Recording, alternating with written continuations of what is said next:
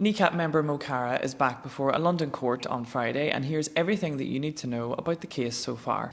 The 27-year-old from West Belfast was charged under the Terrorism Act for allegedly displaying a flag in support of Hezbollah during a concert in the city last November. They have also denied any support for Hamas and Hezbollah and said that the case is part of a carnival of distraction surrounding the ongoing genocide in Gaza. Mo Chara, whose real name is Liam Og Ohana, first appeared before Westminster Magistrates Court on June 18th. Prior to the court date, the band said they had plastered London in billboards of support for Mr. Ohana, and on the morning of his appearance, large crowds gathered outside the court buildings to show support. During the hearing itself, the prosecution said that Mr. Ohana was well within his rights to show support and solidarity for the Palestinian people.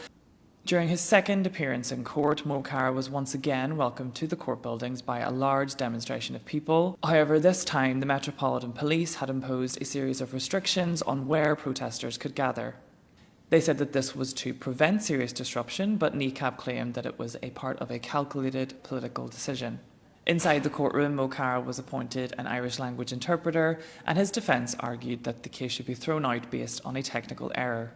They argued that the Attorney-General had not given permission for the case to be brought against Mo Chara before he was charged. However, the prosecution argued that this was not needed until the first court hearing.